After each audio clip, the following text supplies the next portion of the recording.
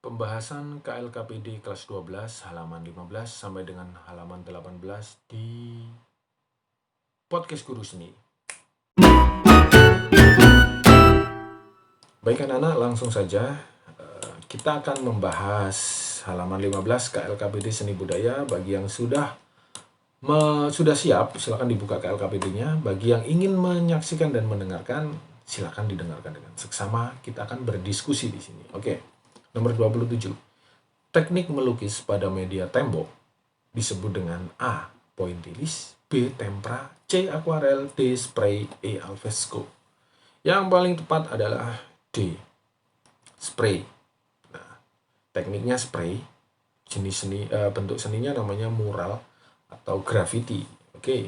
Nomor 28. Untuk membuat komposisi yang harmonis saat merancang desain, berikut ini harus dipertimbangkan. Kecuali A. Proporsi, B. Keunikan, C. Keseimbangan, D. Sebaliknya, E. Irama. Nah, proporsi penting, unik pasti penting. Keseimbangan, balancing juga penting. Ya. Sebaliknya ini bukan. Irama juga penting, ritme dalam seni. Oke, yang paling tepat jawabannya nomor 28 adalah yang kecuali D. Sebaliknya. Nomor 29. Gagasan yang baru atau belum pernah ada disebut A. Ukuran, B. Ekspresi, C. Kreativitas, D. Sebaliknya, E. Komposisi. Jawaban yang paling tepat adalah kreativitas. Oke. Nih. Faris dijuluki oleh teman-temannya sebagai pendeta, sementara Harun dinobatkan sebagai seniman.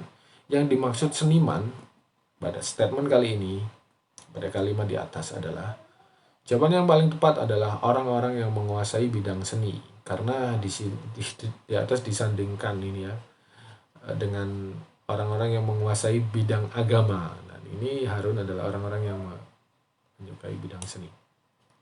Menguasai bidang seni. Nomor 31, ada gambar wayang di sini. Nah, wayang. Gambar di bawah ini adalah sebuah karya seni dalam A. 2 dimensi, B. 4 dimensi, C. 3 dimensi, D. 5 dimensi, E. 1 dimensi. Jawaban yang paling tepat adalah 2 dimensi, sesuai dengan materi yang kita pelajari. Selain itu kenapa? Karena wayang hanya bisa dilihat dari satu arah. Kemudian nomor 32.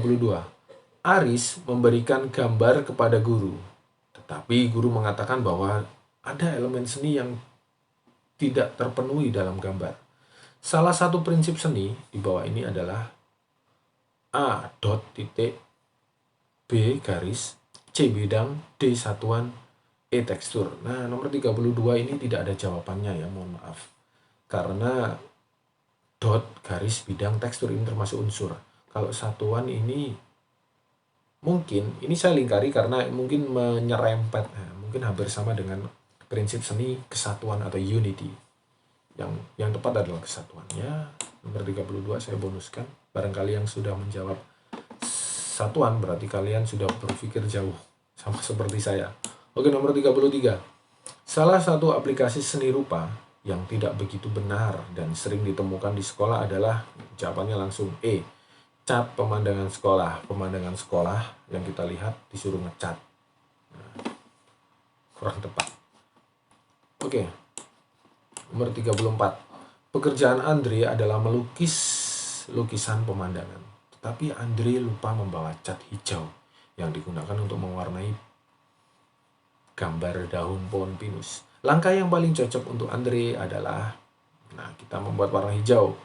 Berarti mencampur warna primer, yaitu mencampur warna kuning dan warna biru. Oke, seperti ini. Villa melukis gambar landscape desa yang sangat indah. Ada banyak reaksi dari publik ketika gambar itu ditampilkan. Dan beberapa ingin membeli gambar itu, bahkan dengan harga yang tinggi. Lukisan adalah karya seni. Ya ampun, ini langsung aja jawab soalnya. Lukisan adalah karya seni. Jawabannya adalah A. Murni.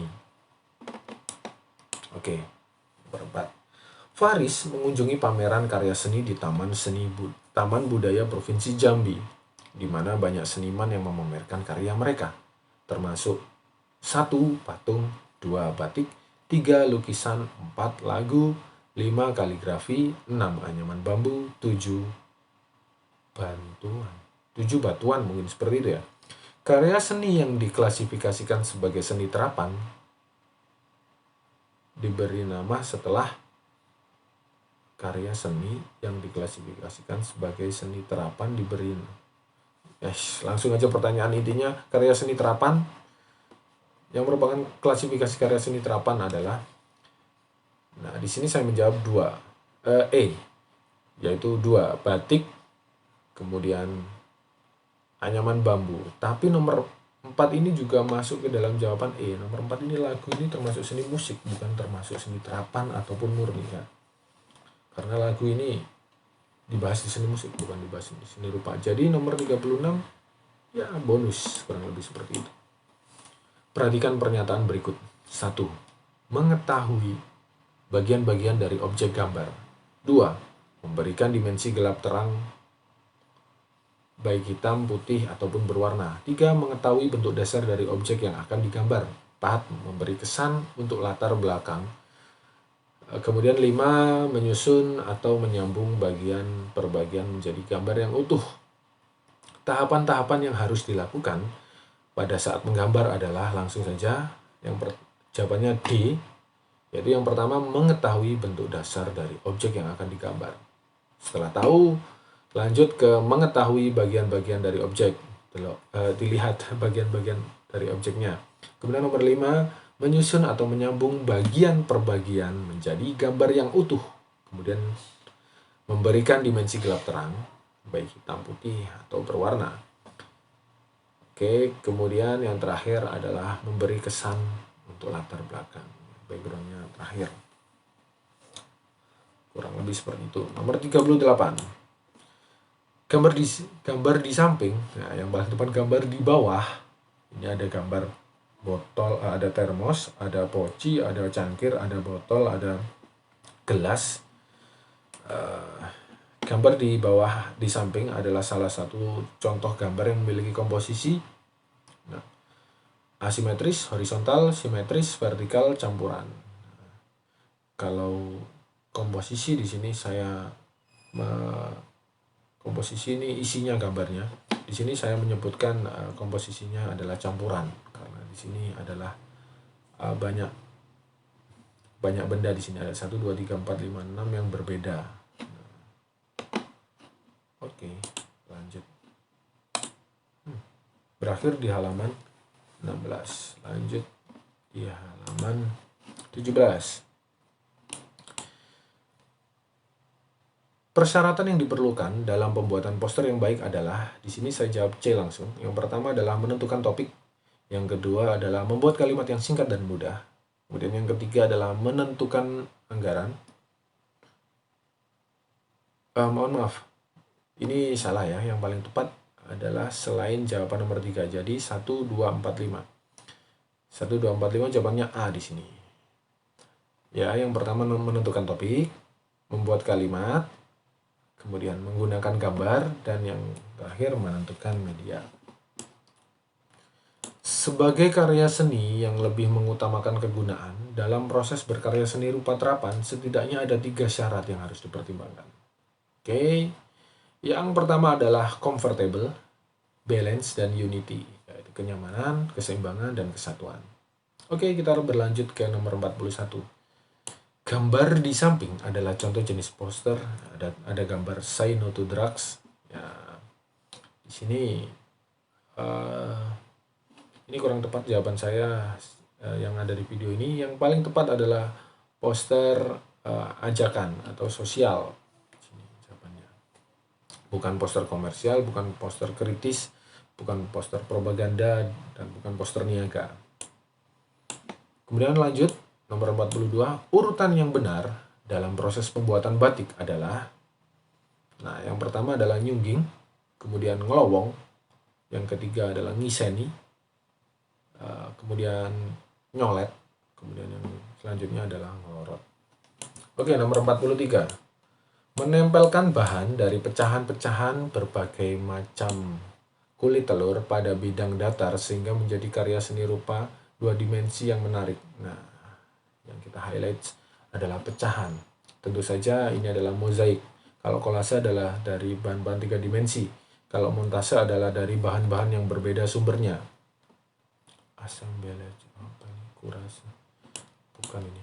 Nomor 44. Menempelkan aneka bahan, sudah jelas, dari berbagai macam perangkat keras pada bidang datar sehingga menjadi karya seni rupa 2 dimensi yang menarik. Menempelkan aneka bahan. Nah, kita highlight aneka bahan. Berbagai sumber ini adalah montase, tapi di sini adalah perangkat keras, benda-benda yang keras. Yaitu kita ambil jawaban yang paling tepat adalah kolase. Oke, yang terakhir, nomor 45. Apakah perbedaan dan persamaan kolase, montase, mozaik pada sebuah karya seni? Kira-kira apa perbedaannya? Yang paling tepat adalah pada perekat dan bahan. Jadi bahannya yang berbeda-beda ya, berdasarkan sumbernya dan bentuknya. Oke, sekian penjelasan video dari saya. Terima kasih anak-anak. Jangan lupa soal esainya dikerjakan, kemudian jawabannya juga dikumpulkan di saya ketika sudah saya beri aba-aba di Google Classroom. Terima kasih sudah mendengarkan dan sudah menyaksikan. Saya akhiri, wassalamualaikum warahmatullahi wabarakatuh. Sampai jumpa di podcast Guru Seni berikutnya. Mantap.